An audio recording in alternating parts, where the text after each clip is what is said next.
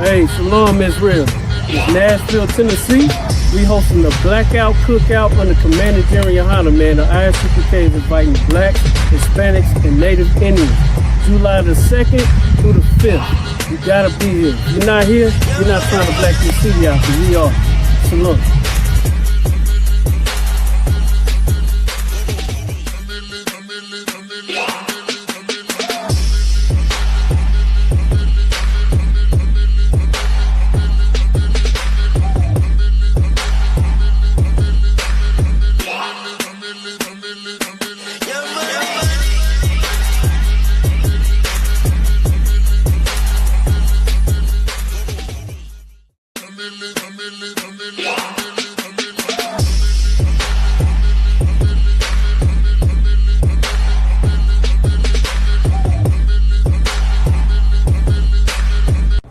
Nobody comes to the cookout.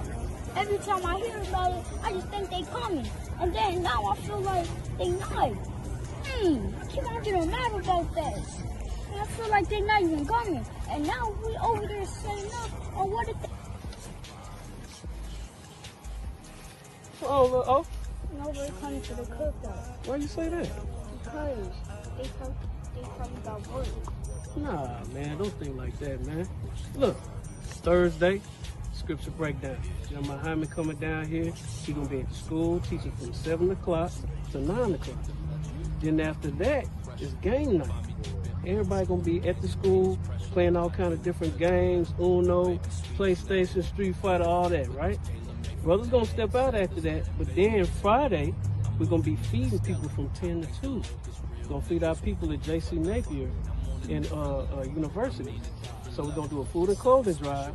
After that, family day. On top of during family day, also we're gonna have a sisters tea party.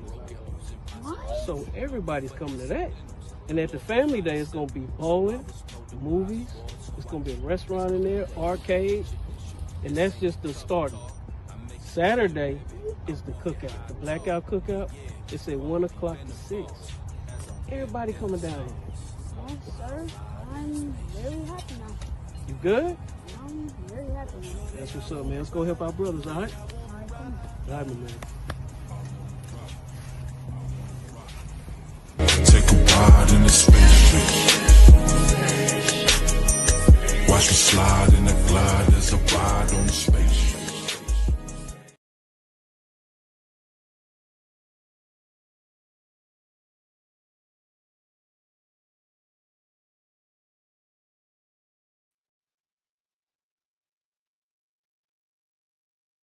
All right, Shalom Israel. This the ISUPK, Star of the One West, 125th Street, Harlem, New York, under Commanding General Yohana. We've been established since 1969, and since 1969, we've been teaching so-called blacks, Hispanics, and Native Indians their true history, heritage, and culture according to the Bible. This is Thursday night scripture breakdown class. Before I start, anybody got any questions? First of all, give the Nashville, Tennessee Blackout Cookout a hand. Make sure you get your tickets. It's like not your tickets, but make sure you book your rooms. The last day for reservations is June 2nd. That's the last day you're gonna be able to get the deal that we got for the size and quality room that we got. Other than that, you got to pay full price or book somewhere else. So I advise you jump up on it sooner rather than later. You got until June 2nd.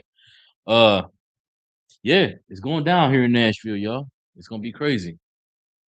Right? We got a kickball tournament I found out about, and we got a domino tournament during game night. Brothers gonna bring the PS5, so if brothers want to get spanked on Madden, they can get spanked on Madden. They want to get spanked in fighting games, they can play me. You know what I'm saying? I'm gonna let them have it. You know what I'm saying? So before I start though, anybody got any questions? Go ahead. Exodus chapter 3, verse 8 is where I start to the land of the nation. Okay.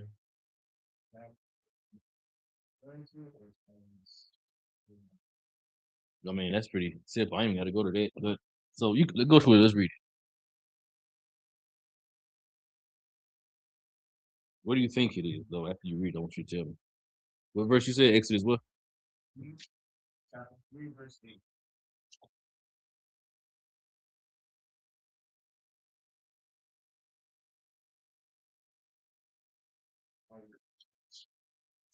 Go ahead, you can read it. This is the book of Exodus, chapter 3, verse 8. Mm-hmm. And I am come down to deliver them out of the hand of the Egyptians, and to bring them up out of that land unto a good and large, a good land and a large, unto a land flowing with milk and honey, Mm-hmm. unto the place of the Canaanites, and the Hittites, and the Amorites, and the Perizzites, and the Hivites, and the Jebusites. What do you think it's talking about when it says the land of milk and honey? Go ahead. I don't even consider that as just but I don't know. Not really the truth of country. The same for nourishment and I just sweetness and feel. To an extent, you can look at it that way, right? So the milk is what we give you in the truth. The milk is the truth. The milk is the most basic necessities for survival, right? But then the honey is the glory, the how can I explain this? It's like the blessings of the Lord. You know what I'm saying? The honey is when we was in Jerusalem after King David established the city of David, it was nothing but prosperity. But when you get to Solomon's reign, that's when you saw the honey, right? With David, it was just the milk. We was good, we was surviving, we was thriving in our own place. But when you get to Solomon's reign, we gotta kill that fly. When you get to Solomon's reign, that's when you start seeing us do trade with different world powers and different nations and everything. We had our own navy, our own military fleet, everything. You know what I'm saying? That was the honey when we started really prospering. We was wealthy as hell. You know what I'm saying? That's the honey, right? But that's what it is. That's the milk and honey. And bro, is that your only question? Okay, let's get into it, right? The question is, what's the solution? Can I get? Oh damn. Is it too late for me to send you the can you pull up the videos that we put in the chat, the articles and stuff that I put in the Shamar chat, the National Shamar chat? You can do it though. When you come back in here, go ahead, set the little table up and do it. But yeah, so the question is, what's the solution? That's the top of the class, right? Because every time I teach class, I'm always talking about the suffering that we endure. That ultimately is the solution. But what's the ultimate solution for us getting out of this captivity? What is it going to take? You had an answer? Go ahead. Just want to take all some try to do it. Even by the law statutes. Mm-hmm. Also,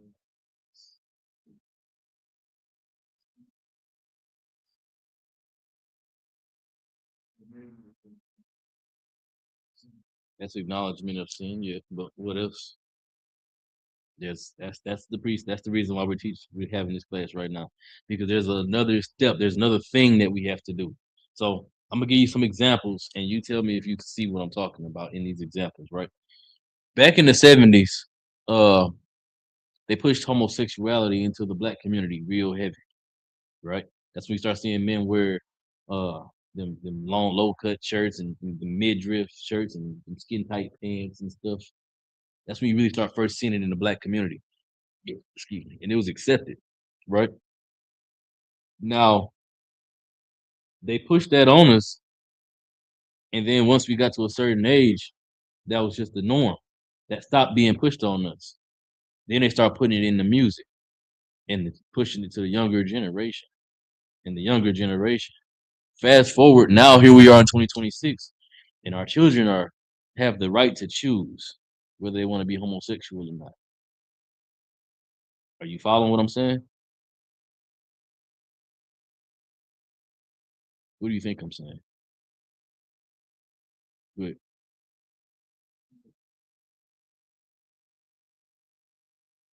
but I think the same is, it sounds like not choosing to do.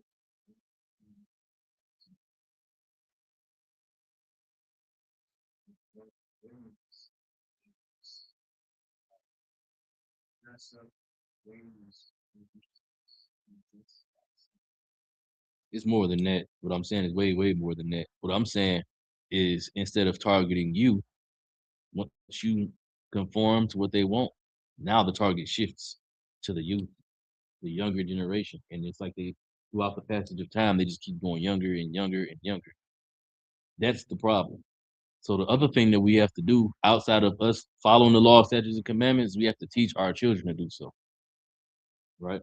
Let me go get some precepts on that, right? So let's go first to Deuteronomy chapter 6 and verse 6.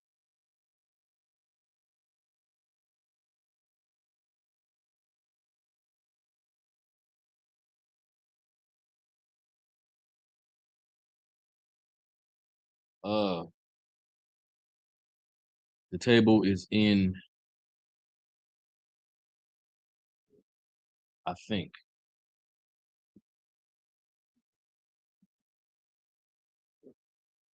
Well, yeah, let's go to Deuteronomy chapter 6, verse 6.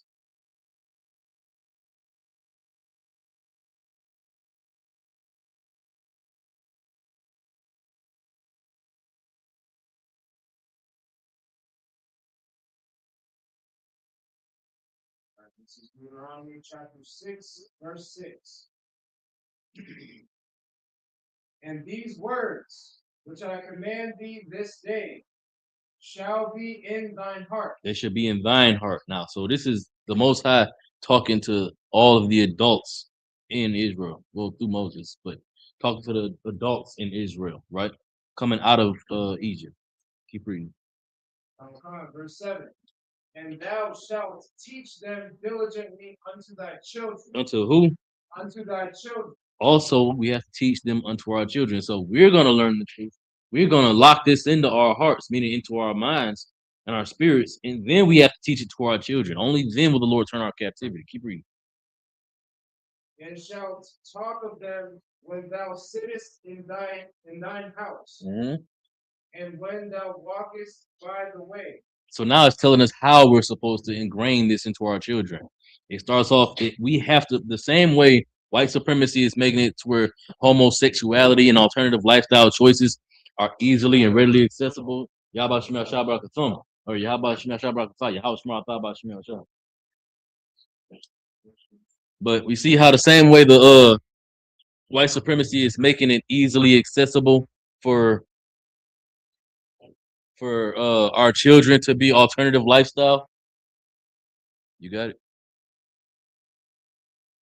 The same way they all pushing it on our children, we have to push the truth on our children. Call out where you at so they can get back to where we are. Real quick, do y'all have any questions? Y'all to what? You used to have questions all the time. You are open.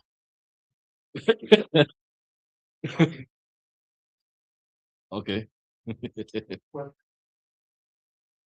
the difference between sin and law? Between a sin and something unlawful? Nothing. If it's unlawful, it's a sin, flat out. Now there is a difference between where there's a verse that says where there is no law, there is no sin. That doesn't make something there's no law against. It's not unlawful. There's no sin against doing it either. We were just talking about this earlier. But Paul also said that not all things that are unlawful. He said all things are lawful, but not all things are expedient. Right? What do you think that means? Okay. That's what you just said. All things are lawful, but not all things are expedient. What does that mean? What does the first part of that mean? All things are lawful. What does that mean?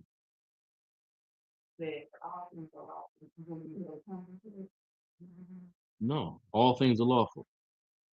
What does that mean? Can you just do whatever you want? Can you eat pork, shrimp, crab, and lobster? But Paul said all things are lawful. What does it mean? Why can't I eat pork, shrimp, crab, and lobster? Because Paul said all things are lawful. So what is Paul saying when he's saying that all things are lawful?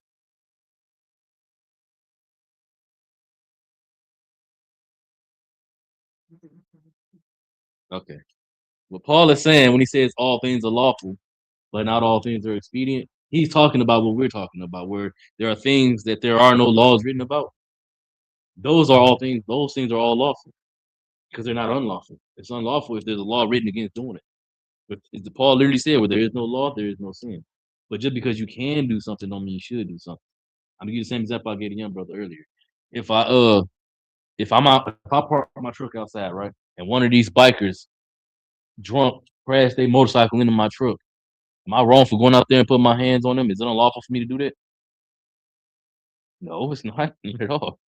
Christ said an eye for an eye. Would y'all not know this? It's crazy. He said the same thing. No, it's not unlawful at all.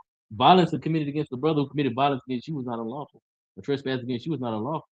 But uh, I don't have to do that. It's not expedient that I do that. Because if I put my hands on that brother out there and he's drunk, what's gonna happen? What do you think is gonna happen? He got all his bike buddies out there.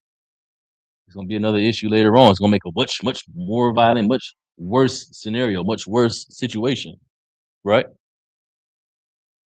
So it's better for me not to do the lawful thing, which I can do. By law, I can do. Should I do it? No, it's not expedient. So I just go back to what you was talking about. You asked me if what's the difference between lawful and sorry, like it. What's the difference between unlawful and sin? Unlawful things are sin. If you commit an unlawful act, that's a sinful act. It's the same thing. But if you do something that there ain't no law about, that's not a sin because there ain't no law. But that don't mean you should do it. Why would you want to say, they like, there's not, it's, they're like, it's not a lawful, well, they're like, it's not a human person. What is that? I was discussing the other day, and he was like, it's not lawful, it's not unlawful. This is not lawful, but it's a sin. What he said, it's not a sin. No, he said it's not a sin, but it's unlawful. What was the context? He said, the movie said, what it is. He said it's not unlawful, No, he said it's not a, he said it's not a sin, but it's but it's unlawful. unlawful. And I was like, what's the difference of it not being a sin, but it's unlawful? I was watching the class. He was like, it's not a sin, but it's unlawful. And I was like, what's the difference? There is no difference. If he said that, then most likely he was meaning that there ain't no law written about it. There's no real word to say just that. You know what I'm saying? That there ain't no law written about it. You just have to say that whole phrase. So he probably meant that and he said that. But literally by definition, unlawful is sin. Anything that's what's transgression mean? Transgression. Mm-hmm. What's transgression? What's transgression mean?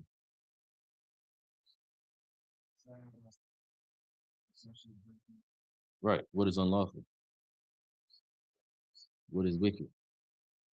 What's like what is sin? It's all the same. All three of those things mean the same thing. They all mean breaking the law. Unlawful, sin, transgression, they all mean breaking the law. But Why did they say it?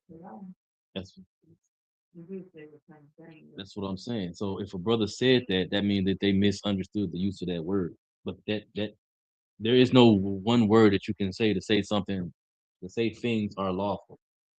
Sorry, to say that there's no law written about it, so it's not unlawful. That's not a sin. There's no one word that you can use.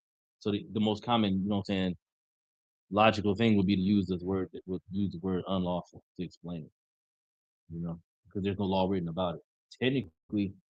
Technically, I guess that is correct because unlawful, technically, if there ain't no law written about it, not in the law. You know what I'm saying? So you could say that, but I wouldn't. Though. I wouldn't say that because you could confuse people. Because unlawful means it's a sin. Good. What about in the context of Christ is saying, if you even look at a woman who's married to us, you are committing adultery tonight. Yeah, that's a sin. Yeah,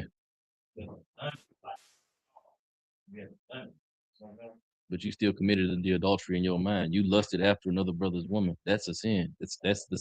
What is that? The fourth commandment? Don't covet your neighbor's goods.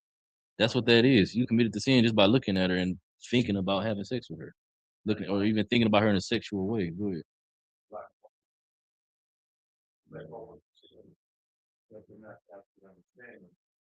see how some women how they dress. You know what I'm saying? Like summertime. It's a precept. Shit, lotion up. You got something skinky on, this and that, come around the corner, she coming up, and everything, like it's all the thing.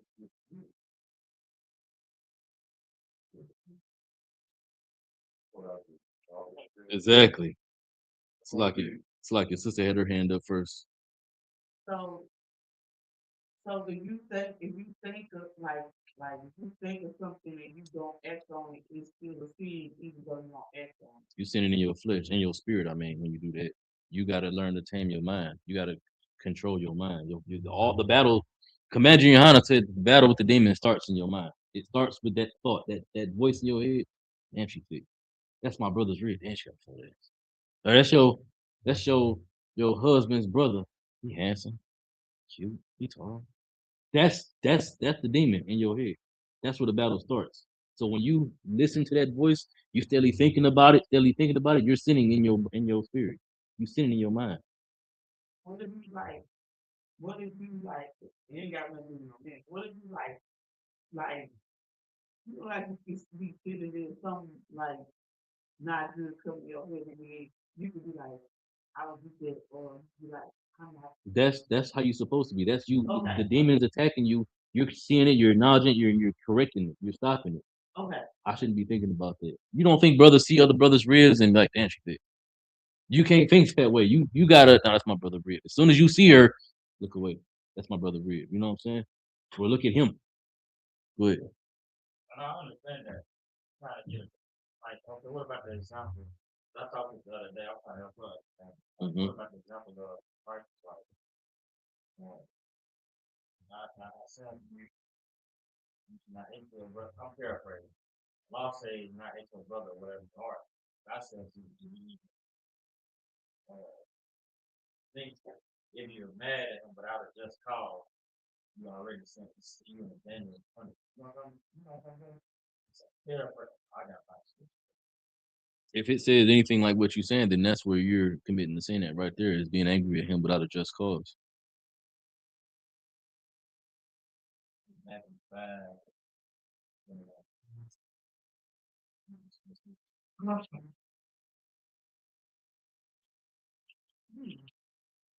All of a sudden, now y'all niggas don't know the Bible. Now y'all got questions. That's what I'm talking about. That's good. That's why this class is important, so we can break these things down. Go ahead. Sure, whenever the sister gets there.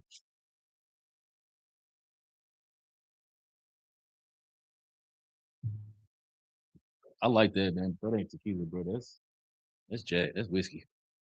They're lying. It's a lie, kid.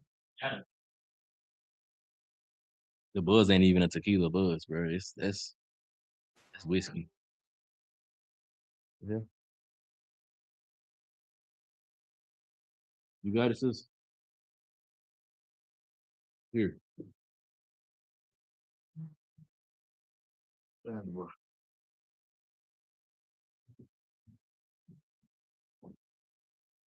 think she got it. Matthew chapter 5, verse 21. Ye have heard that it was said by them of old time, thou shalt not kill. Mm-hmm. And whosoever shall kill shall be in danger of the judgment. Okay. Verse 22. But I say unto you that whosoever is angry with his brother without a Stop right there. Stop right there. So that first part, 21, what is that talking about right there? When it says you thou shalt not kill, is that so this is where the language translation causes a problem, right? In the Hebrew, the word that's written there means murder. It doesn't mean kill. It's unlawful killing. It means murder. Thou shalt not murder, right? Now read verse 22. I say unto you that whosoever is angry with his brother without a cause. Now that's the most important part. Without a cause, unjust anger at your brother. Keep reading. Danger, judgment. Mm-hmm. Whosoever shall say to his brother, Rakah, shall be in danger of the count. Keep going. Or whosoever shall say, thou fool, shall be in danger of hellfire. So the difference, there ain't no difference. What this is saying is the same thing what it says in the law. Christ is saying that If you are angry at your brother without a reason, it's the same thing as if you committing murder, killing somebody without a reason, committing murder. That's all murder. That's the difference between killing and murder. Murder is when you kill somebody without a reason, an unlawful murder, unlawful killing. But it's not unlawful to kill because the Lord sent us to kill everybody in Jericho. We wiped all them out and everybody between there and Jerusalem until we started losing during the time of Joshua. And then after that, we started winning again. So it's not talking about just killing in general. It's talking specifically about committing murder. That's why the next verse you talk about being angry at your brother without a reason. It's not unlawful for you to be mad at your brother. Paul got mad at Apollos. I think that's what it was. He got mad at him over bringing Timothy with him. So they had their words and then they separated. They was angry at each other. Was that unlawful? No. What was unlawful? What would have been unlawful is if it wasn't for no reason and Paul just snapped off on his brother for no reason. That would have been unlawful because there's no reason. There was no reason for him to be at odds. But Explain to me the last thing in the 22. well, whosoever, which part? Read it. Yeah, that shall be in danger of hellfire. What is the hellfire? What is hell? The mind It's a condition, the condition. right? So if the Lord judges us by our actions, we get heaven if we do well, or we get hell if we out committing all types of abominable sins. All sin is abominable to the Most High. You know that, right? Mhm. So if we hate our brother without a cause, what are you in danger of? The hellfire. Exactly. You're in danger of the judgment that comes from the Most High, which means your life about to get real hard. He about to afflict you with all type of things so he can correct you because you hating your brother without a reason. It's just like committing murder. He's gonna afflict you for committing murder against a brother. Matter of fact, a great way to understand this, right? I think it's one of them articles that's in the chat about that brother that's wanted for murder. It's the exact same thing. He's wanted right now for murder, for killing people, other black people, his brothers, his sisters, whoever. I don't remember what the article was about, but he's wanted for murder. That same thing is true about hating your brother. He hated his brother without cause, so he murdered his brother. It's all the same thing. Christ is giving you the spirit of what he's saying.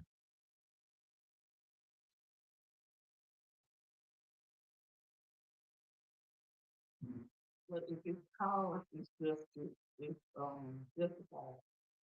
If you dislike somebody, Say somebody broke into your house and Zabak killed that nigga for trying to protect you. That's not murder.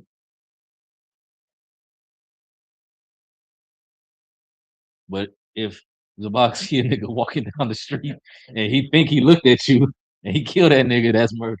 You can't do that because you're not actively doing nothing. Go ahead. So when I was talking this, it was on the spirit of the law letter. Right? Mhm. So I'm asking this, what's the difference in this spirit of the law letter?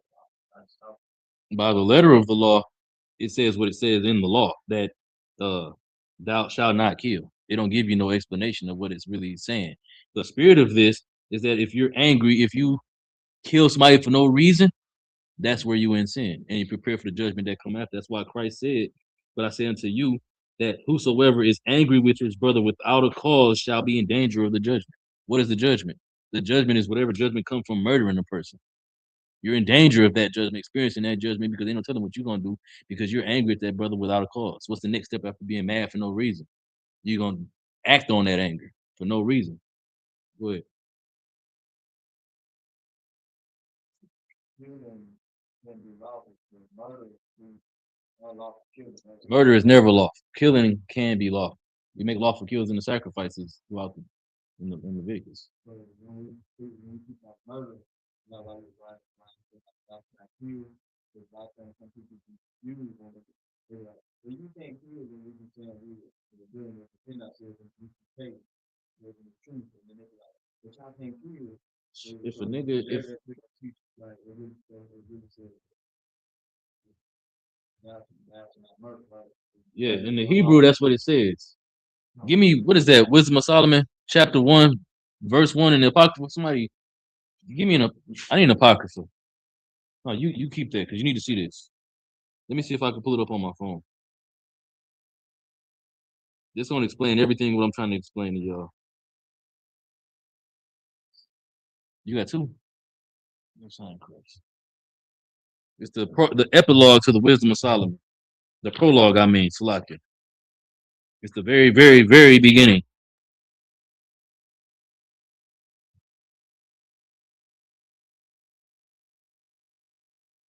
Hold on. Is it Wisdom of Solomon?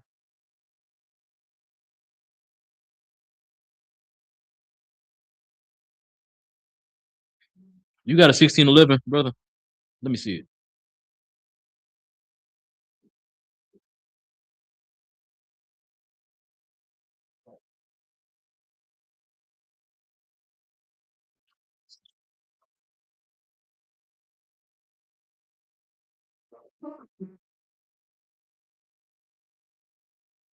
It's not in here.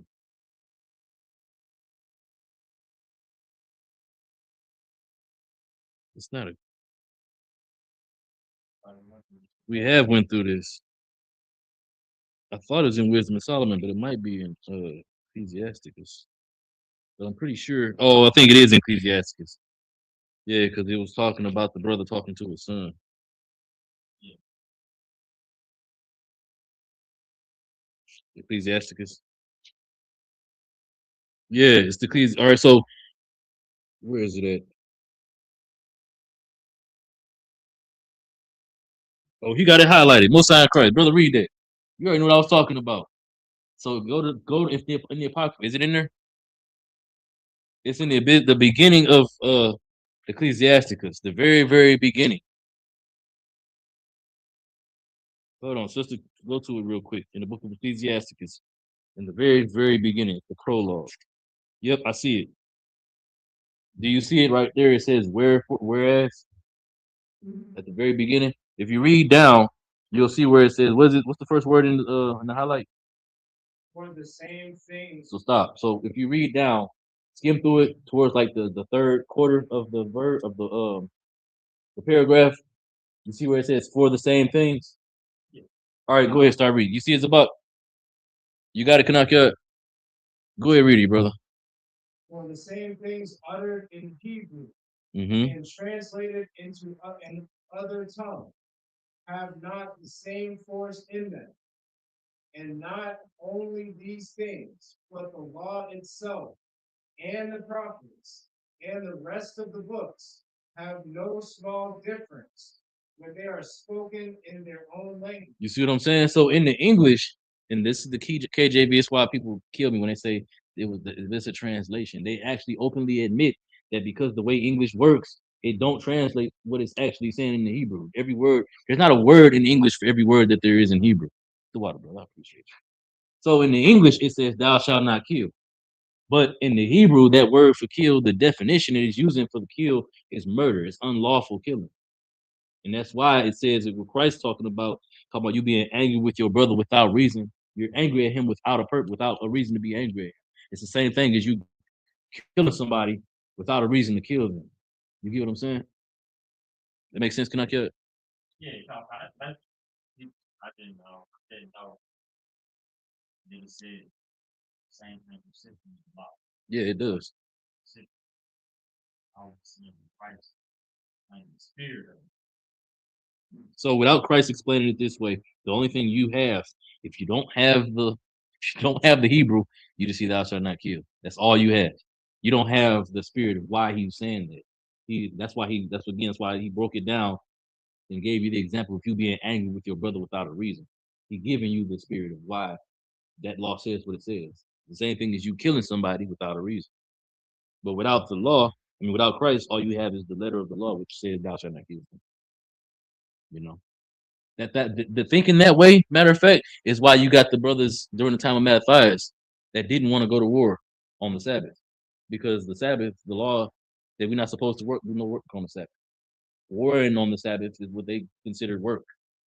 So they wouldn't want to do that, right? But that's not the right way. If they didn't have the spirit of it, Mattathias had the spirit of it, but them brothers was living by the letter of the law. Now, if I had said, no, we're gonna go ahead, we're gonna war, we're gonna fight, and we're gonna win because we are oppressed. Hey, cut that fan on, Bobby Bashar, the air on, I mean, Bobby Bashar. Does it make sense? E12. Most High in Christ. Let's go to the video with the brother. Can you or the article rather? Can you get to it? Yeah, is there a video we can play?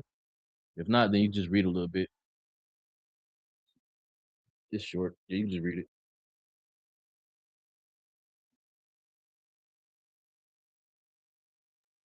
But this article with this brother is an example of what Christ is talking about and what we was just talking about.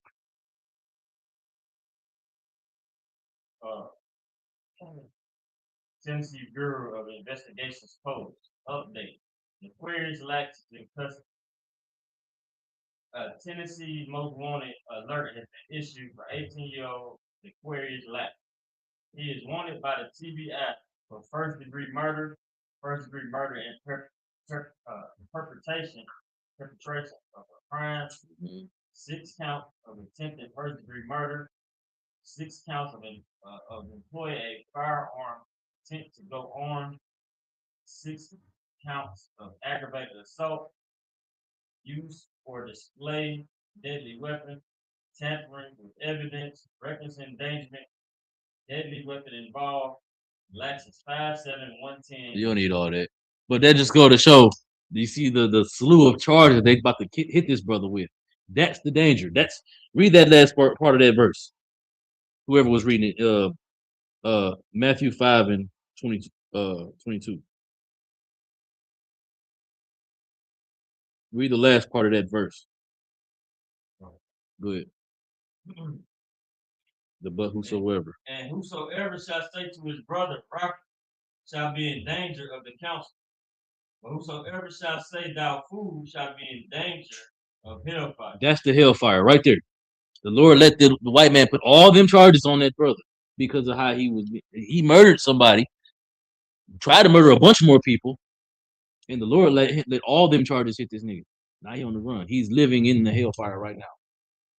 That's what that means. But all of that could have been avoided though, had he not hated his brother in his heart. Had he not hated a brother for no reason. No reason is a reason to kill your brother. Unless you're defending yourself, obviously. But there's other than that, there's no reason to kill another brother or a sister. But that's what he wanted to do, and that's what the Lord allowed to happen. Let's go back to my class actually. What is the solution? What is the solution? How do we fix the problem? What is the problem? Why does that happen? How does that happen? Good. How, specifically that brother. Let's just focus on him. How did that happen? How did he get there? How do you think he got there? We don't know his actual life situation, but how do you think what led to that happening?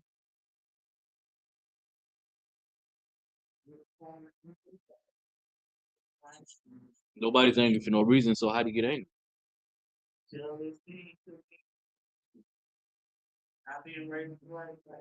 All of what you just said is true. You gonna say something? Good. I heard a young brother got like that. It's like kind of falls back on our black leaders. You know what I'm saying? We talk to people in the same family home with his brothers. We going to the street. She lost control of him by him giving to the street. Just had something spirit on him that he didn't want to type of stuff. Everybody really reached out to the young brother. So by him turning to the street, you felt like you had a reputation of hope. Exactly. All of what you just said, both of what y'all said is absolutely true. The problem is that his leaders, the people who were supposed to be teaching him, did not teach him the law. That's the solution. The solution is that we follow the law and we teach our children to follow the law. Because we can follow the law all day. But if the world got a hold of our children, then we're gonna stay in captivity. Christ ain't got no reason to come back because we ain't stopping the problem at the root. We have to protect our children from the world, right? Let's go back to Deuteronomy 6 and 6.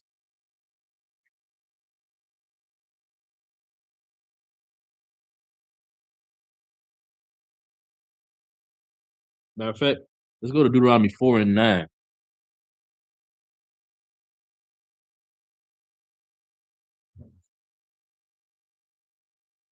Go ahead.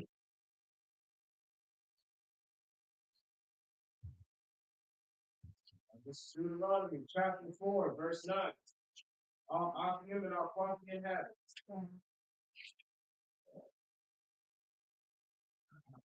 Only take heed to thyself, and keep thy soul diligent, Mhm.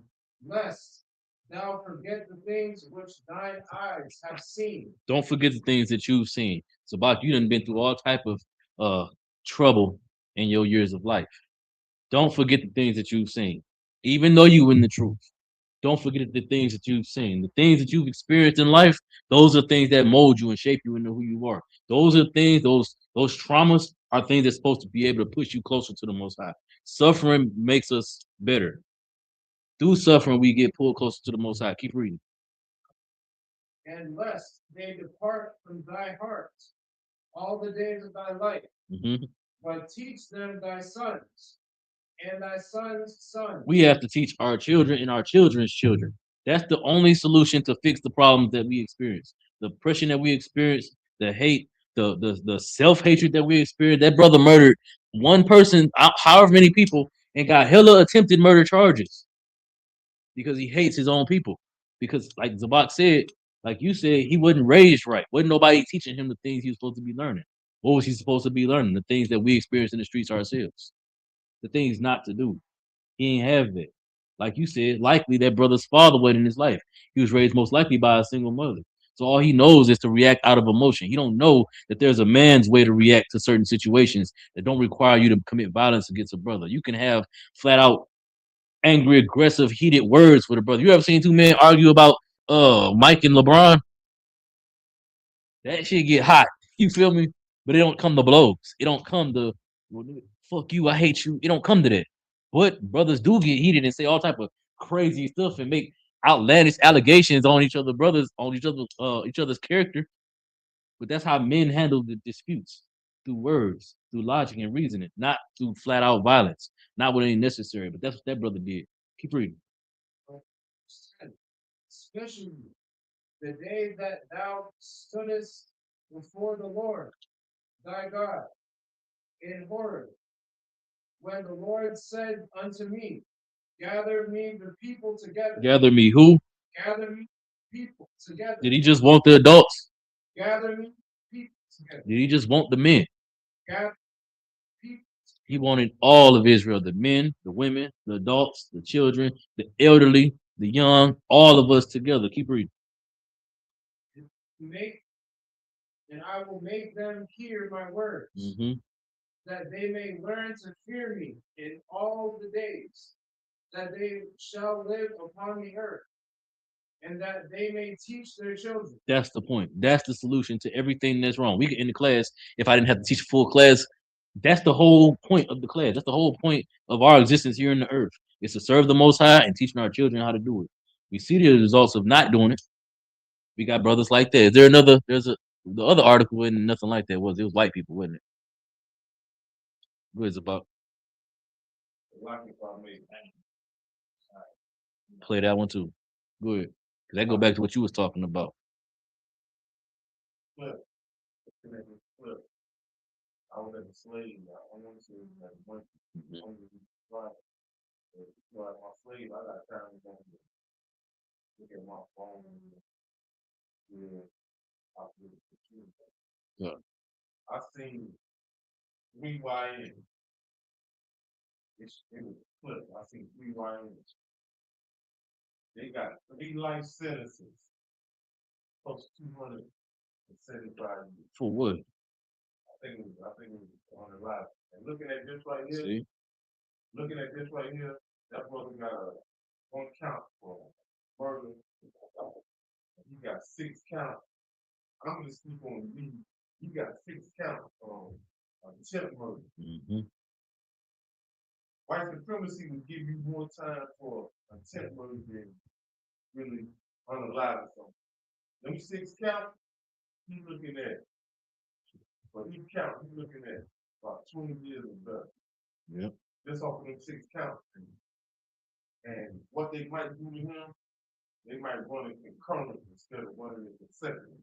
Because if you run it like concurrently, that if you get a 15-year sentence and you get a 20-year sentence, They're gonna run them together. they can bind it together off of the term.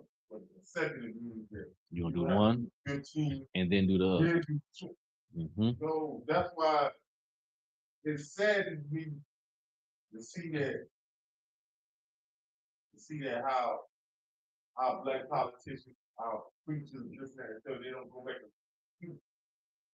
And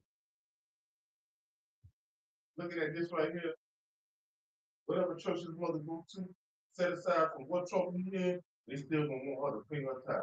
Exactly. She can go to them and ask them for Slocky. Would you finish? Come.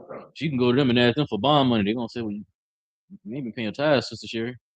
You behind X amount of months." That brother is in real danger of death from white supremacy.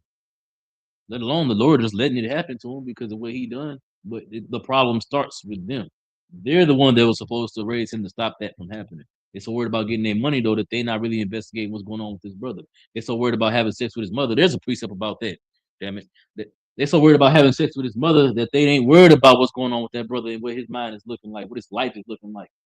They just want his mother. They want her money. They don't care about him. And so now you go commit this act and they can't even go back and blame the church because the church got immunity. It wasn't I didn't tell him to go do that. You didn't tell him not to. You know what I'm saying? Even if you said don't commit murder, you didn't tell him not to do it. He didn't hear that. He hear you on the pulpit talking. Where are you at in the moments when they matter though? When he's really fighting the demon in his head right then and there, he can't pick up the phone and call you because you ain't gonna answer the phone, or you gonna ask him, give him some vague bull crap. I'm gonna pray for you, brother. Don't do that, brother. You ain't gonna talk to him and get his mind off of that demon, help him fight that battle. That's what the problem is. But the solution is the opposite. You got that? Cannot.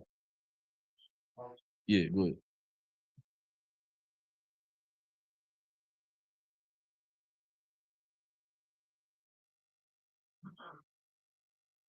The Metro Nashville Police Department is searching for the suspect in a shooting that left 2 people dead and another injured at the Antioch gas station in mid-May.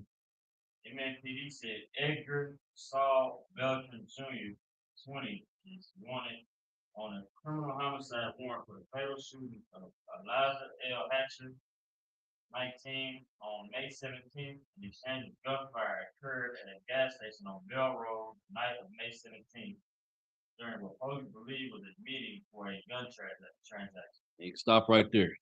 They was meeting for a gun transaction. First of all, y'all see the trend? These are both cases. This brother and the brother he shot, and also the other brother, they all young. They all under 20 and under. That's why it's important for us to catch this when they're young. We got to be involved in our children's lives when they're young. You start seeing them sneaking around, lying behind your back, doing all type of moving weird. You need to stop that. Get involved. Say something. Make them become your child's enemy. Make them hate you. That's what's going to protect them. Go ahead, Zabak. Why? Proverbs 22:6. Let's go to it.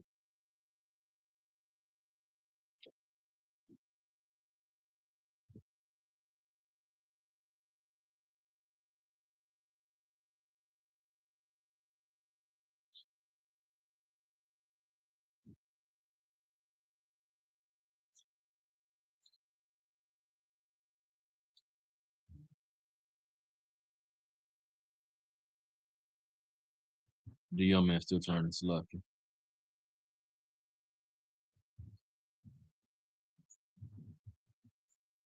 Go ahead, Zabak. Proverbs chapter 22, verse 6. Right? Proverbs 22:6. Train up a child in the way he should go, and when he is old, he will not depart from it. It said, train up a child in the way that he should go so that when he's old, he won't depart from it. Does that mean you tell him once, twice, tell him in passing, and then that's just that? No, you training him. When you see him veering from the path, you correct him and put him back on that path. You see him doing stuff behind the dark, in the dark or behind closed doors, you stop him, you bring him back on the path. You have to stay on his ass, especially young boys. Young girls, they get hot in the ass, and you know what I'm saying. But that's not a small thing. I'm not trying to make that light, but I'm saying that it's easier to convince little girls to not commit acts of violence than it is little boys, especially if you only a mother and they ain't got no father. All they gonna do is react. All they know is to react the way they know their mother react to their bullshit, they bullcrap, the stuff that they do. She get angry, she might smack them upside the head, or she might just immediately result whooping their ass. That's what they gonna do. They gonna go through life with that chip on their shoulder, quick to anger. Man, I ain't gonna keep pulling precepts. It's a precept for that. Was that on that article? Read a little bit more.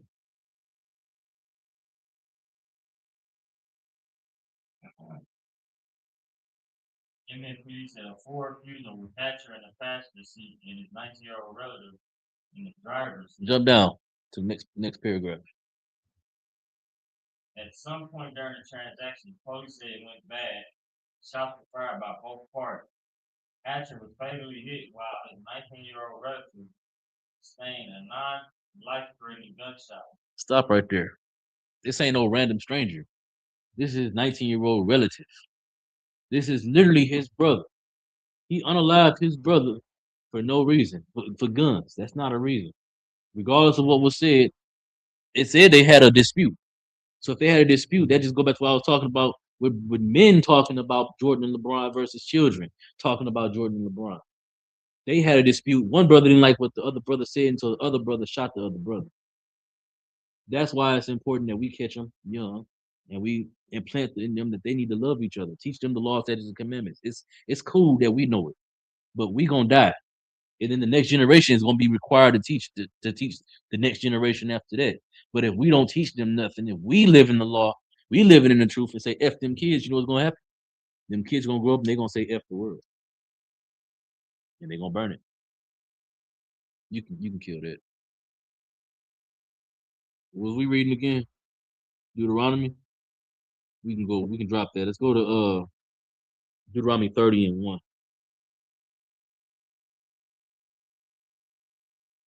No, no. Go to Psalm 78 and 5.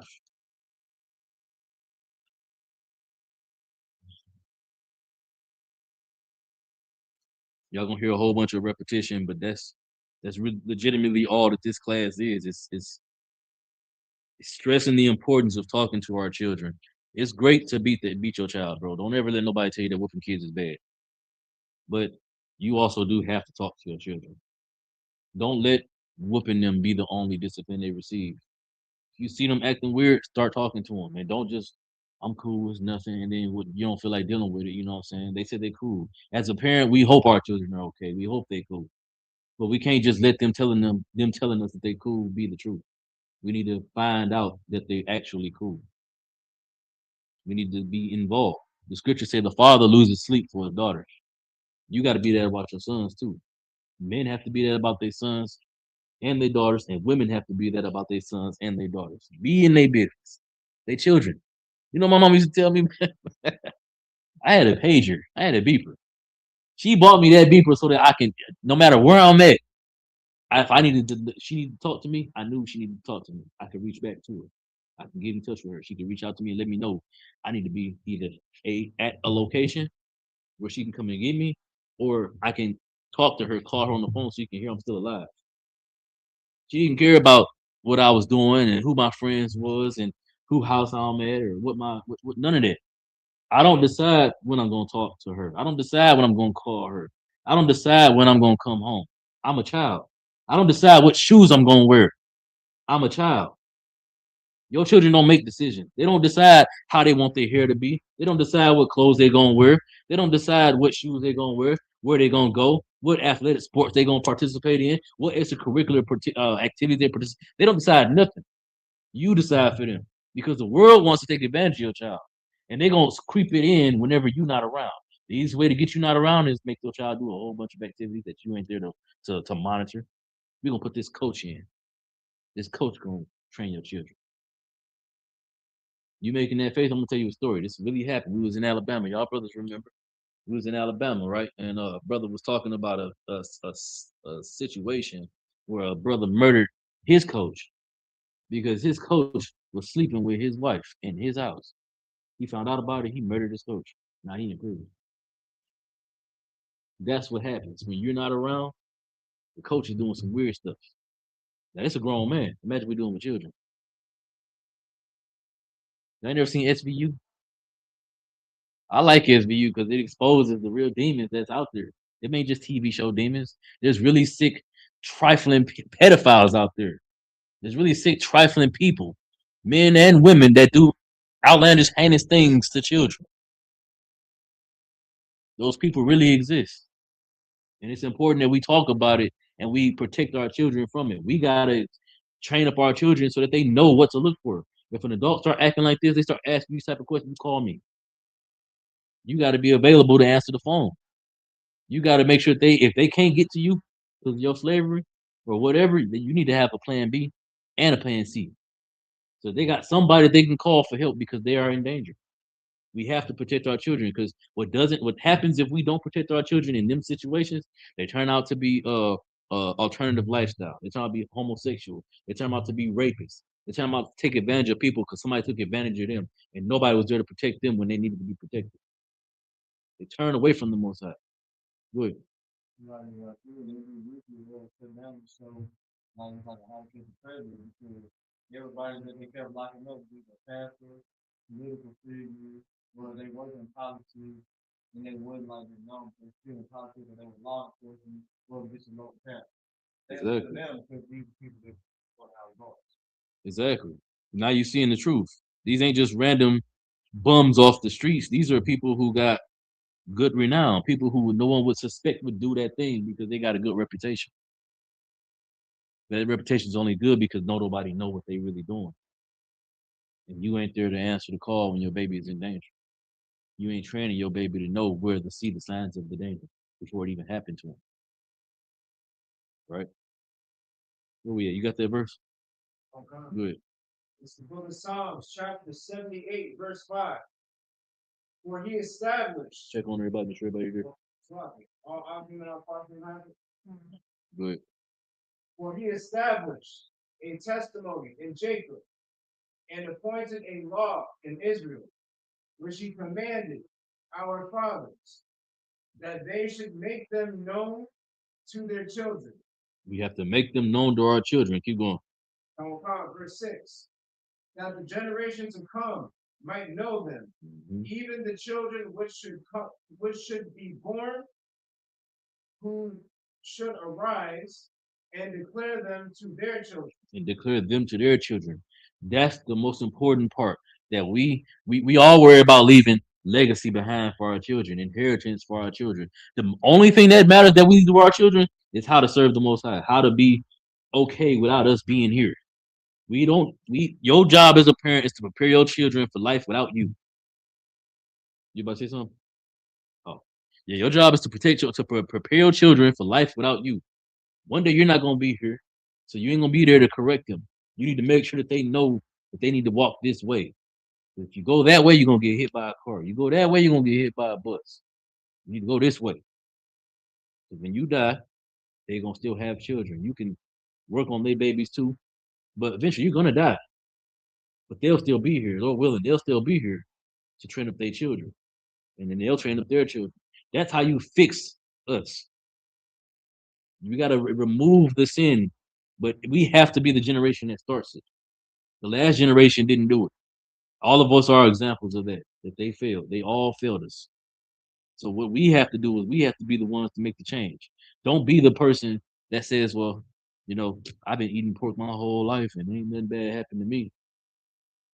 Not you, because the Lord ain't targeting you. He's targeting those that's going to come after. White supremacy ain't targeting you. White supremacy is targeting those that come after. Keep reading. Verse 7. That they might set their hope in God and not forget the works of God, but keep his commandments. We want them to keep his commandments. Our job is to keep the law, statutes, and commandments, but it's also for our children to learn to do the same. So that when they become adults, they teach their children become adults, they teach their children. What that does, that's creating a wall around our whole nation. White people can't get in. Heathen races can't get in. They can't influence us. Because how we live is by what the Lord said to do. and the heathen can't get in. That's where Solomon went wrong. Solomon was the most prosperous king in the earth, in the history of the earth.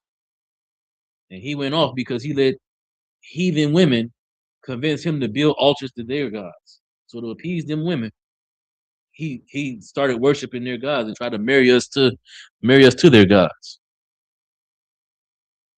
Solomon was raised the right way. He knew the right way to go. He knew the right way to be. But once his father died and he was on his own, left to his own device with all that power, he was influenced by women. But it's his fault. It's their fault too, obviously. But the Lord didn't tell them don't go and entice Solomon. Solomon was supposed to be prepared. We was talking about earlier about it being in your mind first. He seen them heathen women, and she bad. I'm the king. I can have her. And so he took her. And then from that, all Israel fell. We went right back into captivity. Babylon came and we were divided. Babylon came and seized Jerusalem, burned our temple to the ground. You got white people. That's the worst about it. You got our number one enemy, the number one haters of Israel on the sideline talking about raising to the ground. They ain't even got no involvement in what Babylon got doing with us. They just see it happening and they came to support. That's MAGA for you right there with ICE. They support it. They ain't gonna do it themselves, but yeah, they definitely are in support of the brothers being taken. Go ahead. So what you just said.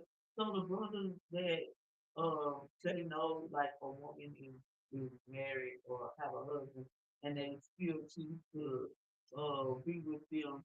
Is that like basically what the other person talked about earlier, like when they choose to do that, then they gonna be in the hellfire? Yes. What comes after that? What's gonna happen if you meet a woman and she's married to a brother, and even if she's going, what's gonna happen when her husband find out?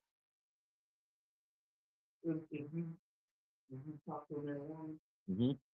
I'm lying, y'all. That's the hellfire. Go ahead. This is where Brother thought he was saying. Hmm. He said that when I was raised on white. They hate it. They can't stand it. He said his cousin had went and was messing with a white woman who was married. White man pulled up, her husband pulled up, and somehow him and his dog had beat the brake shoes off his dog. He had his dog biting him and he was beating him up. See? And the dog bit off some of his fingers. Man. And then fast forward, he was in the hospital like 3 weeks. Come on, fast forward. They did the brother got attacked by that same dog. Well, guess why? Mm. He went back over that white woman's house. You see what I'm saying? Oh, That's the hellfire. In this case, the hellfire was it wasn't just what he went through. It was the fact that nigga just didn't learn. He didn't learn the first time. That woman would never see me again. First of all, you didn't tell me that it was like this, and I walked my ass back into the situation. Bro, hold on. Is there a precept for that? When you commit sin, what is it? Damn. After you learn the truth and you commit sin, then the punishment is 7 times worse. I'm paraphrasing. Y'all know what I'm talking about?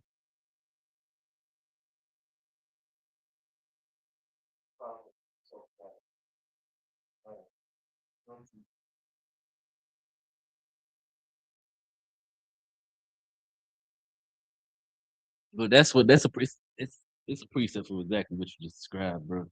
That's what happens. Niggas commit sin, then they go back and commit the same sin again. After you done learned the truth, you saw what happened to you. The Lord judged you before. That was him winking compared to what he about to do to you now. You know what I'm saying? Go ahead, Zabak. Go ahead. Proverbs chapter 6 and verse 32. Let's go to Proverbs 6. When we just in Proverbs 6? Oh, okay. So like Proverbs 6 and what? And 32. Good. Proverbs chapter 6 and verse 32.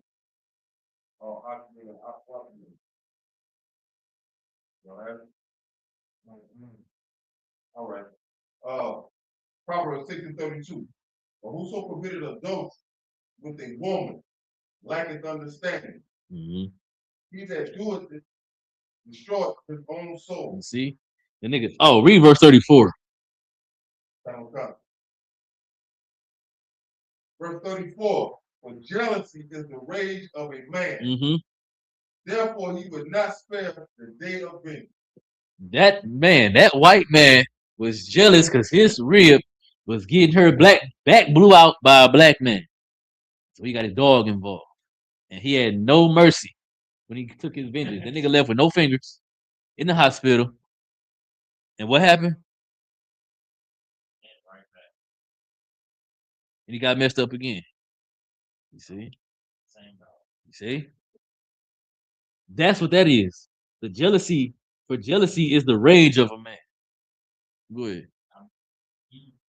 He had her him this time. Probably about what? Oh, so that's judgment from the Lord. So that's the hellfire. That's judgment from the Lord because out of nowhere, that already bit his fingers off and everything. She brought the dog back. That already attacked him. He's stupid. He's stupid. That nigga's dumb. Go ahead. Let's go to Baruch one. I ain't got the apocrypha up here. I'll pull it up on my phone. I'm too wild. Go ahead. You got it. I think the precept you was talking about, all like this, but you probably talking about spirits, demons leave and come back. Yeah. Oh, so yeah, I was thinking of the wrong context then. Yeah, it's like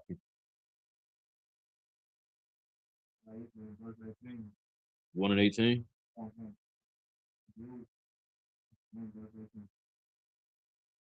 Start at verse 17. This is book of the Luke, chapter 1, verse 17. I can have it. For we have sinned before the Lord. Verse 18. And disobeyed him. We have not hearkened to the voice of the Lord our God. Hold on. Think, sis, you got it? Yes. Oh, go ahead. We're gonna wait for you.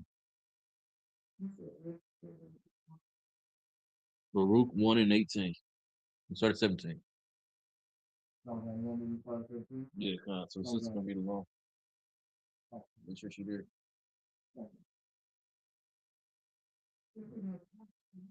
Go.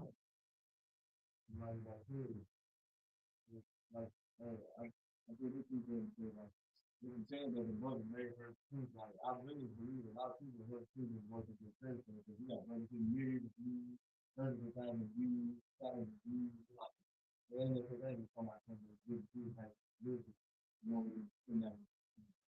Yeah. That goes back to the parable of the wife of the husband, the bridegroom, and the 10 brides. 5 of them had oil in their lamps. 5 of them didn't, but they both groups knew that the bridegroom was coming. They just didn't know when. So half of them knew I need to make sure I'm prepared. The other half they said, "Well, I see him when I see him," and they got left.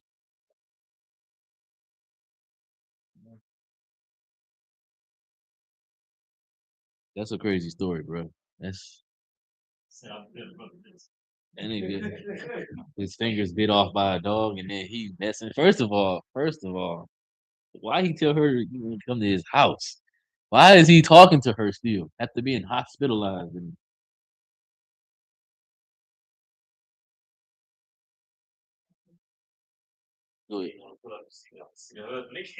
nah, he ain't want to see him. He ain't want no smoke with the husband. Hey, Kabash, help the sister real quick. Help her find Baruch. He ain't want no smoke with her husband. But that's what happened, though, man. See, you out here committing adultery against the Lord. The Lord ain't gonna punish that white man. I'm sure he got away with all that. His dog can get put down. You ain't breaking, and brother ain't breaking into the house or nothing. He really had a case. He really could have pressed charges on this man for this dog situation because he didn't be in here nothing. That dog could have been put to death, but that didn't happen. Lord wasn't with that nigga. You out here having sex with dogs, getting bit up by dogs. It's all kind of crazy shenanigans going on. You got it? No. Go ahead. Romans chapter 1. For we have sinned before the Lord. Mhm. Verse 18. And disobeyed him, and have not hearkened unto the voice of the Lord our God, to walk in the commandments that he gave us open. Gave them to us openly, right? That us is talking about all of Israel, right? Keep going. What was that it on that? Okay, come. Yeah, see, so that voice he gave, the commandments he gave to all of Israel openly. We knew what we were supposed to be doing. We've always known what we were supposed to be doing, but if we don't train up the children that come after us, then we ain't never gonna get out of captivity. We're gonna stay in captivity. There's one in Deuteronomy. Like, Yeah, God, the water. Go to Deuteronomy 30 and 1 real quick. 'Cause this is the reward. It's real fast. It's real easy to get this reward. Y'all hate white people like I hate white people, right? Y'all hate the oppression that we suffer. It's like I hate the oppression that we suffer, right? Every day we gotta stay in the truth, and every day you gotta see brothers fail at life and get oppressed and suffer things. That's why that we don't have to suffer because we in the truth, and you try to teach them, but they won't take it. Y'all hate that, right? And so does the Lord. And there's a flip that's gonna come when we do the thing that we supposed to do. When we teach the truth, learn the truth, and teach it to our children, and then they start teaching to their children, and they teach to their children, then the flip happens. You got that? Go ahead. Book of Deuteronomy, chapter 30, verse 1. I'll argue you our prophet can have it. Go ahead. And it shall come to pass when all these things are come upon thee, the blessings and the curse, Mm-hmm. which I have set before thee, and thou shalt call them to mind among all the nations, whither the Lord thy God hath driven thee. Whenever we, no matter where we scattered, serve the Most High the way He told us to, which includes teaching our children, and then they do it, and they teach their children, and so on and so forth. Keep going. Verse 2. And shall return unto the Lord thy God, and shall obey his voice according to all that I command thee this day. All that I command thee this day. So not just the law, statutes, and commandments, but everything that we were commanded to do. Keep going. Thou and thy children. Who? Thou and thy children. Thou and thy children. What's going to happen after this is predicated that we do it and our children do it. Keep going. Thou and thy children with all thine heart and with all thy soul. Mm-hmm. Verse 3. That then the Lord thy God will turn thy captivity and have compassion upon thee, and will return and gather thee from all the nations whither the Lord thy God hath scattered thee. That's the turning point. That's when it's going to flip. After that happens, we get the kingdom, and then they get the oppression. They get the curses. Now, obviously, like verse was it 28 and 53, I think it talks about eating our children. We're not gonna let that happen. We're not gonna be eating their children. But as far as like the suffering under taxation, usury, uh everything that's reasonable in the punishments of the law of the curses, they're gonna experience them things. Let's drop that. Let's go to 1 Kings 8 and 46.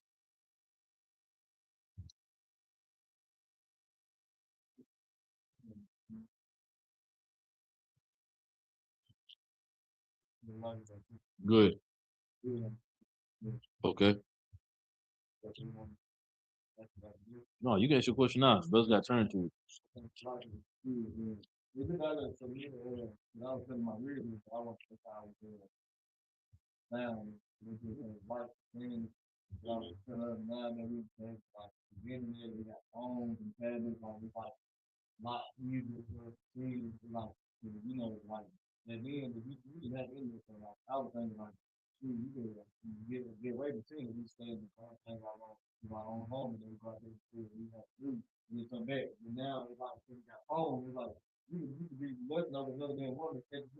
Okay, we go home. Am I right to saying that, or that would be out? You're not wrong. Hold if y'all got kings, hold kings. Go to Proverbs 31.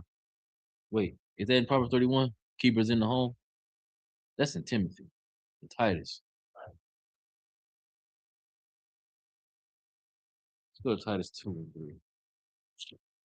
Hold Timothy, y'all. We're gonna come back there. We gotta go to Titus. I'm sorry, yeah, hold Kings. The water. Let's go to Titus 2 and 5.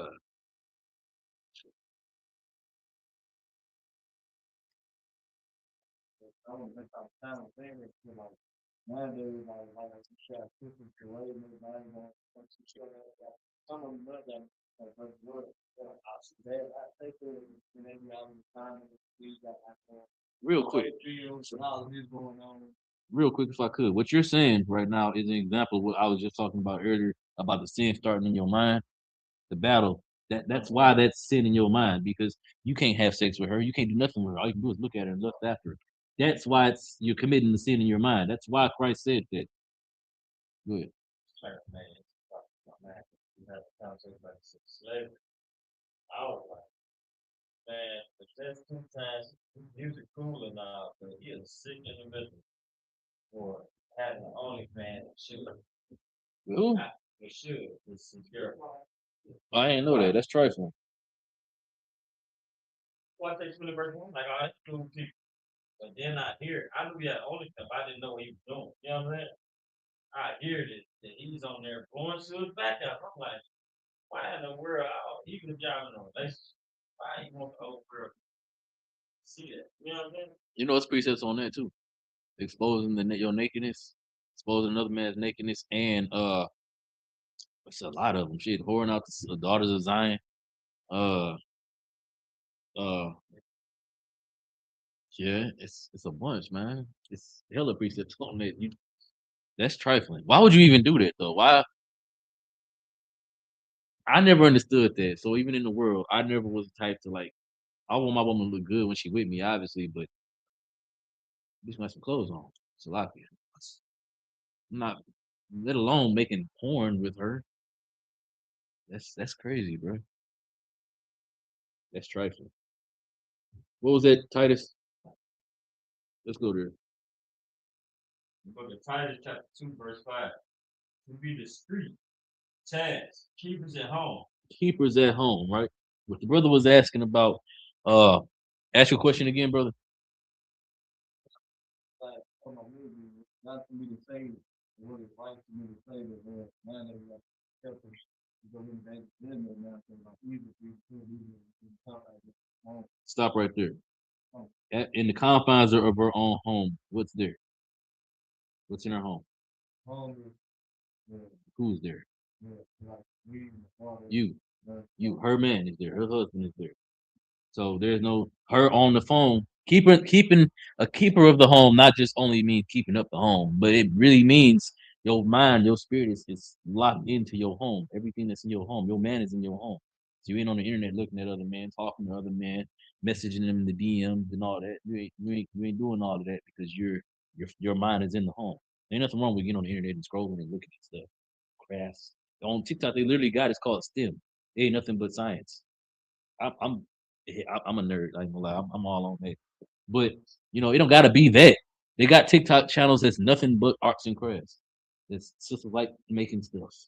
There's channels dedicated to nothing but that. There's channels dedicated to nothing but cooking. You know what I'm saying?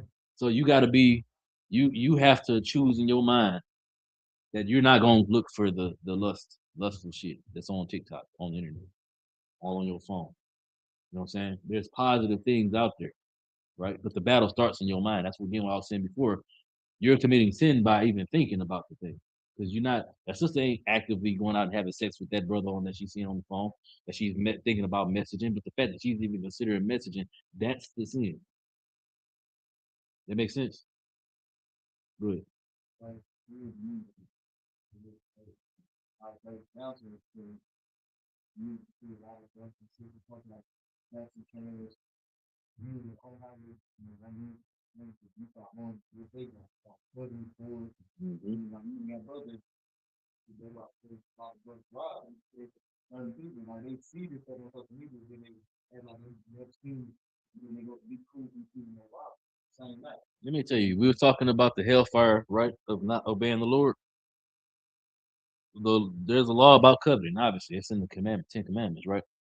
Y'all know that there's a brother that was in here as an artist, and because his art wasn't being recognized, he wasn't getting seen the way he thought he felt like he should be. That nigga ended up in a psych ward. Nigga went nuts. That's the hellfire. Coveting something that the Lord didn't plan for you to have. It wasn't for you to have. Now that nigga ain't even the truth no more. He chasing a fool's grin. And you don't hear nothing about this nigga. So obviously it didn't work out there. That's the hellfire.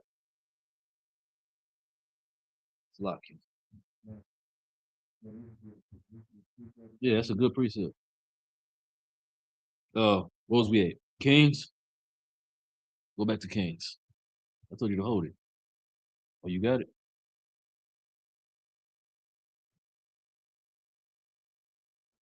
No sweat. We in Kings 8 and 46.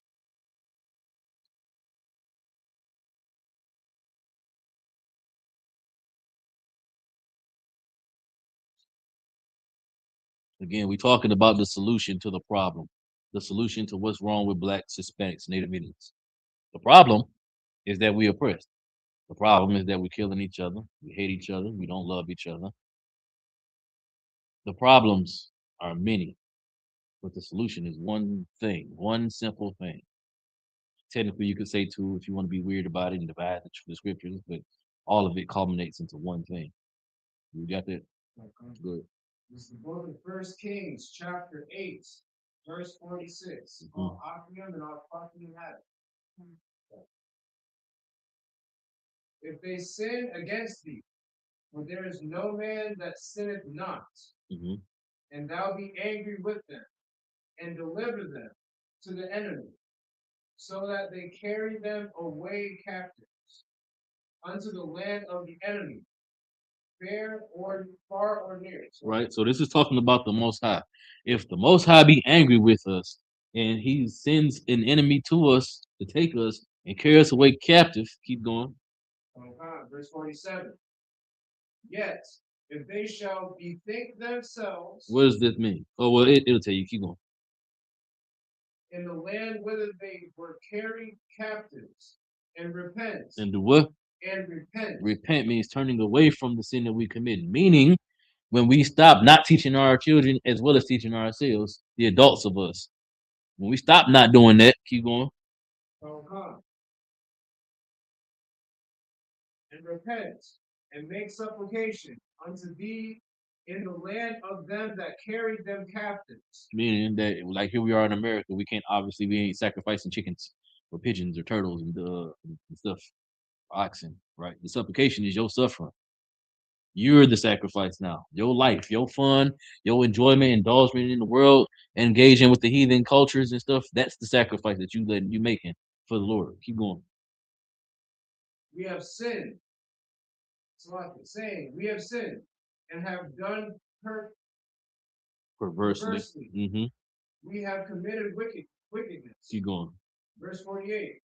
And so return unto thee with their hearts and with all their soul in the land of their enemies, which led them away captive, and pray unto thee towards their land, which thou gavest unto their fathers, the city which thou hast chosen, and the house which I have built for thy name. What that sin right there is when we acknowledge that we've committed sin, we stop committing the sin, and then we turn and face the east. If you ever wonder why, this is not the only verse, but it's a bunch of reasons why. Verses that tell us to do it. But this is another reason why we turn and face the east right here. Because literally you just said when we turn and pray toward where the Lord put his name at, means in Jerusalem. Keep going. Verse 49. Then hear thou their prayer and their supplication in heaven, thy dwelling place, and maintain their cause. Keep going. Verse 50. And forgive thy people that have sinned against thee, and all their transgressions, wherein they have transgressed against thee, and give them compassion before them who carried them captive, Mhm. that they may have compassion on them. So that's the solution. When we turn and face the east after having learned the law, taught the law to our children, and established for them to do the same to their children, then we turn and face the east. We serve the Lord. We make ourselves an acceptable sacrifice for him. We suffer for him. Then he'll turn our captivity. It don't stop until then, though. Until then, the heathen ain't gonna have mercy on us. The Lord ain't gonna have mercy on us in front of the heathen. Our baby's still gonna die. They gonna still kill each other. We gonna die. We gonna get killed by them. It's gonna happen. You gonna end up in a damn home because your children don't give a damn about you because all they care about is themselves. Because all you cared about was them.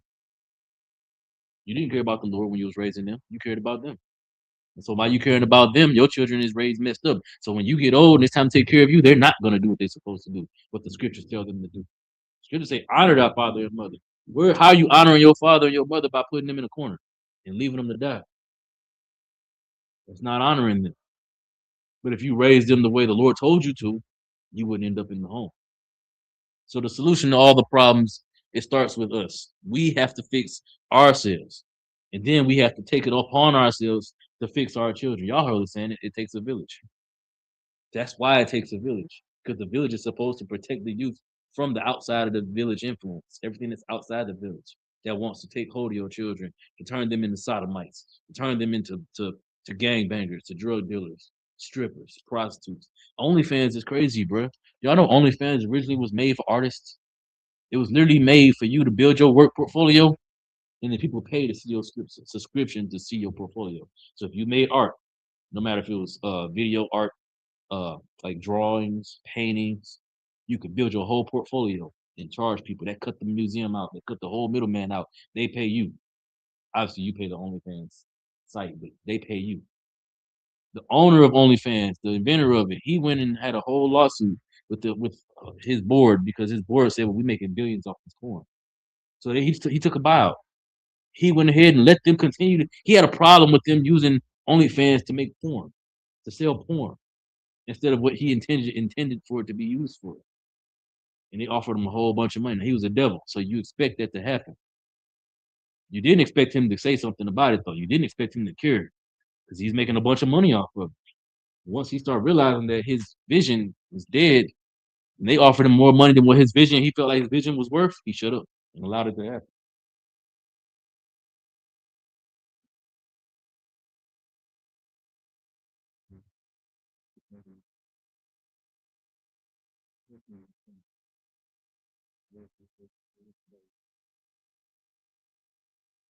We'll deal with it. All right. We're gonna go one more though. We're gonna end it. Let's go to what? This is something about the children and, being obedient. Okay, so if you, like, more people, like, a lot of people, they have children, and when they children, Go to second Esdras 14 and 13. they probably like, most most children live with their mother or whatever, or their father, if they have a disagreement with one of the parents, and then the, they have the disagreement with one of the parents, and they like being real disobedient to their parents, or they like downing their parents, that causes the child to be, the child, who will get punished? Will the child get punished for being disobedient to the parents Yeah, that they dislike? yeah, but you know whose responsibility is to punish that child? The other parents? Both parents. Both parents are responsible. My baby mama can't tell me that my son is acting up and misbehaving, and I don't go to do nothing about it. I don't go handle it. She can't. I can't tell her that my son is saying X, Y, and Z about her. My son can't tell her that I'm saying X, Y, and Z about her behind her back to him. You don't ever do that. Regardless of how bad of a father he is, how bad of a mother she is, you don't ever put in your child that it's okay to think that way about their parent. because you don't know that they not gonna change later on. They might really see that I've been messing up as a parent, and they might change their mind and decide I want to be build a good relationship with my children, and you know what I'm saying, have a good life with my child. But if they been allowed to be evil towards them, the children been allowed to hear evil being spoken to them, and they start treating them that way, then that's never gonna happen. You, um, a woman, and we see another woman, you make, can we speak up on it? You should. You definitely should. Or The scriptures say, "I suffer not suffer." What does it say? How's it worded? Suffer not sin upon our brother. Is that what it say? Yeah, that's you don't allow that to happen. If you see a person talking bad to their child, you say something about it. We owe responsibility to children to protect children, even from their parents. even if it's like teenage or long, Children. just the children. No, like anybody under 21, technically, according to the law, under 21, you can't go to war until you're 21. So you're a child until you're 21. So under 21, we have to protect children. And it's important that we protect people that's 18. People don't think they'll think of them as children, 18 to 20, 18, 19, and 20. People don't see them as children. They say, well, you grown now. They're not grown. They don't know nothing about life. That's when you make the most mistakes in your life is in your 20s. And what about like grown adults that put their parents first? You're supposed to speak up because you're supposed to defend the elderly. That was the problem with when we was walking out of Egypt. We had the elderly and the sick and the weak in the back. And that's why they were able to be attacked though, because the heathen came behind us and got to them good. What a parent, absolutely. Then you tell the old person, how does it go? There's a precept for that too. Uh, I'm paraphrasing, but you don't have no respect to the age. I forget how it go. Extreme age. Yeah, you don't have respect of persons to them just because they old don't mean that they get to be mistreat people. But you gotta be mindful. What you view as disrespect needs to be put in perspective. You can't just view every time a old person say something to you, yell at you, or tell you that you wrong, that's them being disrespectful toward you. Sometimes we need to shut up and listen to people that's older. Sometimes they know what they're talking about. A lot of times they know what they're talking about. You might not like how they delivered the message to you, but what they're saying is factual. It's true. It's from experience. You just got to consider whether or not they was in the truth when they spoke it to you. Because nigga in the world old as hell might take something different than a nigga that's old as hell that's in the truth. Go ahead and read that precept and get your question, sis. Ecclesiastes chapter 42 and verse 8. Mm-hmm. Be not ashamed to inform the unwise and foolish, Mm-hmm. and the extreme age that contendeth with those that are young. Exactly. Don't be ashamed to conform to what word to use. Inform. Inform them. Don't be ashamed to inform them. Meaning, don't be ashamed to tell them that they're wrong. Go to your parents and tell them that they don't know what the hell they're talking about. But you don't say it like that. You say it in a respectful manner because they're still your mother and your father. They don't mean that they never gonna learn what they need to be talking about. But right now they don't know what they're talking. Good. I was saying because like I have a patient and I think well her daughter talks to her in that matter that she shouldn't be talking to her. And but she grown is why and I see like they say things about their mother. And, but it's her child, but it's grown out like It's your job, right? like It's your job. mm-hmm, So that mean that old person is your responsibility. mm-hmm. You have to protect that old person from them, from their family. That's your responsibility. They're in your protection. They're in your care, right? You're a caregiver. What is care? Protection. Now, I'm not saying you go and whoop the daughter, but you definitely speak up, say something about it. And if you, I mean, it matters about how much you really, really want to put into that, because that really can go deep. You can go talk to other family and let them know that this is what's going on, and you worried about this older woman's health, her safety, because it's not good for old people to be stressed at all. You know, it's a whole slew. It's a whole rabbit hole you can go down on that topic specifically. But we supposed to protect the old people just like we're supposed to protect the children. It's not no different. You're not supposed to just let anything happen to the elderly of us. That's the most dishonorable shit ever. When people put their father and their mother in the home, that's evil as hell.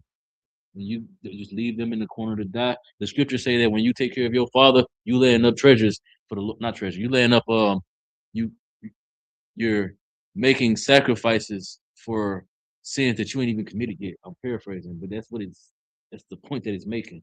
When you take care of your father in his old age, that you're making sacrifices for sins that you ain't even committed yet. Me, I think it like with one of my patients, I think it like she don't need to live by herself, but she now feel it, now feel it. I think they just like I said, we want to deal with the check. So we're not gonna put our home, we want to check. That's evil. They're denying her around the clock 24-hour care. That's evil. In your field, you should talk to Officer Nashak about that. Maybe General Hyman, but in your field, I believe that gives y'all authority to speak up. Y'all can get her automatically put in a situation where she can be taken care of. They'll just take her check. Her family can't do nothing about it. Go ahead. Yeah, I was going through here, like, script. Go ahead. It says, chronic heavy risk can shorten a person's lifespan by approximately 2 to 3 years. This accelerate biological aging and cellular levels such as speeding up the shortening of telomeres, which are the protective calcium chromosomes. So you really killing old people at a cellular level, bruh. That's evil as hell. That's the Lord is not with that. Don't ever do that to your your father, your mother, your uncle, whoever. Don't put them in a home and leave them. Now, if they need to be there because they need to be taken care of, that's different. They need around the clock care. Yeah, put them in there. Don't deny them that. But they need that care. Don't be selfish. I want them with me. Don't do that. Because I got a friend of mine. He don't want his granny in the home, but she needs around the clock care, and he can't not live his life. He got children. He got 4 kids. He can't not be there for his children because he worried about having to take care of his grandmother. She's got good insurance. She gets a check. She's straight, and he can always go and visit her. She needs to be in the home because she needs around the clock care. Either that or hire somebody that's gonna live in there and take care of her. One of the two has to happen. So don't be selfish either. Deny them care. But if you can avoid putting them in a home, if you don't have to do it, don't do it. Let them. My goal personally, what I want for my life, I want to buy some land, build the house I'm gonna die in. I want to die in the house that I built with my own hands. That's my whole life's work. I've been working towards my whole life. That's why I can do all of the trade skills I learned solely is for that purpose. I don't want much from life. That's all I want. I want a little plot of land that's mine. I want to build me a house. I want to die in that motherfucker. That's it. That's all I want. I would hate that. I would pray that my children don't hate me enough to deny me that. I get old and senile and I get on their nerves and they tired of wiping my ass and changing my diaper. And so they put me in a home. And I die in a damn hospital bed. I would hate that. So don't do that to your elders. Don't do that to the brothers, your family. Don't do them like that. Unless they need that. Unless they need that around the clock care and can't nobody else do it. Then do it. Do it. I've been in healthcare for not about 21.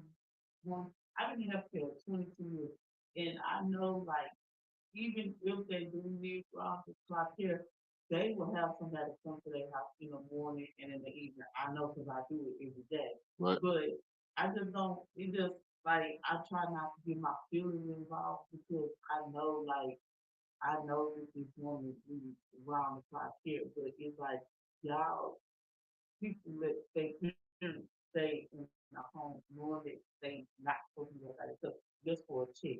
Mm, and then another patient, like it just frustrates me a lot. Another patient, like her both of her daughters do hair and her hair is netted, which is crazy. And not do her hair. But it just makes me get in my feelings sometimes because like I have grandparents, I have a mother and all that and I look at these people like that, like my mom had a 4 bedroom house and her last couple of years, she came to live with me and I took care of my mom. My mom had a 4 bedroom house, but she moved in with me. And I took care of my mom until she can put that she died. And that's what you're supposed to do. You, what you're, General Muhammad said that there's something in the truth that you can't really be taught it. You have to have it. It's compassion. That's the only way you can stay here. You can come in here, you can pretend it. You have to have it, or you ain't gonna stay. That's what that is. Feeling for other brothers and sisters, feeling you're taking what we're teaching you in here, and it's real life application. That's why the knowledge is practical and it's universal. You're taking it there. You're learning what you should do here, and then applying it to the rest of your life out there. That's how it's supposed to be done. That's how you're supposed to do this. That's how you're supposed to be. That's what really being in the truth is. Living in the truth. You feeling something for that situation, you really, if it was me, you should get counsel on it. I'm not gonna tell you what you should do, but if it was me, what I would do is I would see what avenues I could go through to make sure that sister gets taken care of. I wouldn't just leave it to, well, I'm just gonna just hope the Lord, figure something out for her. No, that's what Christians do. We protect people. General Muhammad said that right now, everybody wants somebody to save them. And until our Savior can come, we have to be strong and be saviors for the people who need a hero. We're heroes for them. You're a hero for her, right? We'll get a precept real quick on that. Go to Second Esdras, chapter 14 and 13. You got that? Go ahead. Second Ezra chapter 14, verse 13. All Akim and all Akim have it.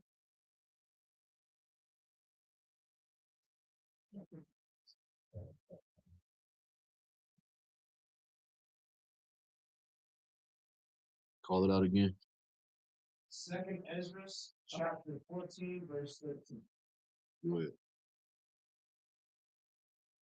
Now therefore set thine house in order, and reprove thy people. Then correct our people. Set our house in order and correct our people. Keep going. Comfort such of them as be in trouble. That sister is in trouble. You owe a responsibility to her to comfort her, because her family don't love her. You do. You have to. Keep going. And renounce corruption. And renounce the corruption that she's experiencing from her children. Keep going. Verse 14. Let go from the immortal From thoughts. thee. Let go from thee.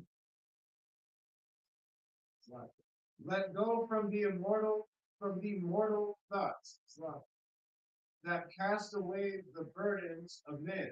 Cast away the burdens of man. Don't let you having to take care of her in whatever mind state she's in, because she's old and she's in that situation. Don't let that trouble you. Don't let having to take care of her weighing on your spirit and make you not want to love her, not care about her. Some days gonna be hard, some days ain't gonna be hard. But you don't change how you treat her. Keep going.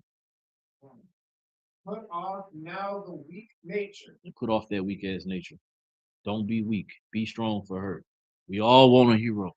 So if we know somebody needs a hero, you don't get to be weak. You got to be strong for that person that need a hero. That applies to our children, our sick husbands, our sick wives, our sick brothers, and our sick sisters, no matter what age. We have to be heroes for them. We have to be strong so that they can be weak. And while they're being weak, and we're almost like while we're being strong, we're teaching them how to be strong so that one day they can be strong. That's the solution. Anybody got any question? Everybody's well. And with that, I pass the class off to Officer Kabashwa.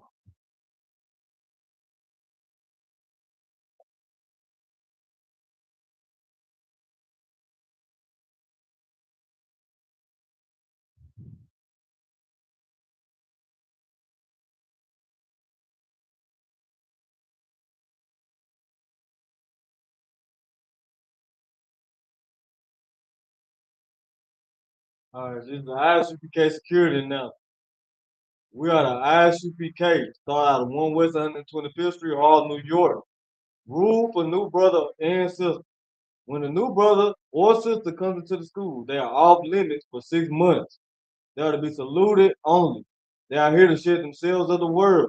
If they need transportation, the teacher will arrange. After 6 months, If a brother or sister has an interest in a particular person, he or she must get permission from the head to speak to a brother or sister. There's another 6 months in which the brother and sister will court each other. After this 6-month period, the brother and sister will get permission from the head to marry. Tithe, which is the commandment, found in Numbers chapter 18, verse 21, and Malachi chapter 3, verses 8 through 10.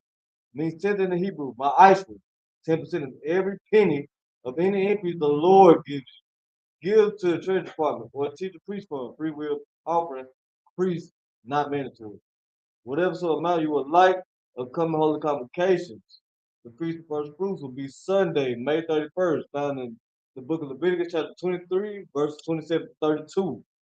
If anyone wants to be a trooper in the school, start wearing all black, boots, shirt, pants, headband, or war scarf. And with that, men of Israel, Amaju, it means stand. We're going to give one courtesy salute. Men of Israel, Amaju Bat, Amaju, Barak, Yajim Mata, Sar, turn face to sister, Amaju, means stand. All right, all men of Israel, we're going to give one courtesy salute to the sister. All men of Israel, Amaju Bat, Amaju, Barak, all right, Amaju, that's a lot. Yajim Mata, Sar, dismiss. Hey, Shalom Israel. It's Nashville, Tennessee. We hosting the Blackout Cookout under Commander General Yohana, man. The ISUPK is inviting Blacks, Hispanics, and Native Indians. July the 2nd through the 5th. You gotta be here. If you're not here, you're not trying to black your city out, because we are. Shalom.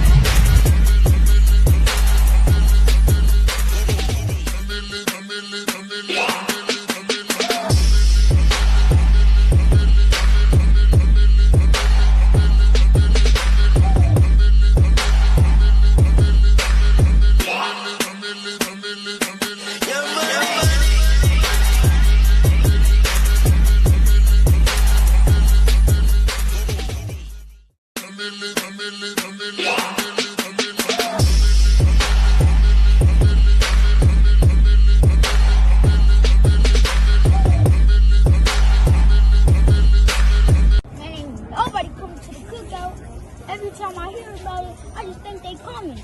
And then now I feel like they not. I keep on getting mad about that. And I feel like they not even coming. And now we over there setting up on what it Oh, nobody coming to the cookout. why you say that? Because they talking about work. Nah, man, don't think like that, man. Look, it's Thursday, scripture breakdown. You know, my Hyman coming down here. He gonna be at the school teaching from 7 o'clock to 9 o'clock. Then after that, it's game night. Everybody gonna be at the school playing all kind of different games, Uno, PlayStation, Street Fighter, all that, right? Brother's gonna step out after that, but then Friday, we're gonna be feeding people from 10 to 2. We're gonna feed our people at J.C. Napier in university. So we're gonna do a food and clothing drive. After that, family day. On top of during family day, also we're gonna have a sisters tea party. So everybody's coming to that. And at the family day, it's gonna be bowling, movies. It's gonna be a restaurant in there, arcade, and that's just the start. Saturday is the cookout, the blackout cookout. It's at 1 o'clock to 6. Everybody coming down here. Oh, sir, I'm very happy now. You good? I'm very happy now. That's what's up, man. Let's go help our brothers, all right? All right, come on. All right, my man. Take a ride in the spaceship.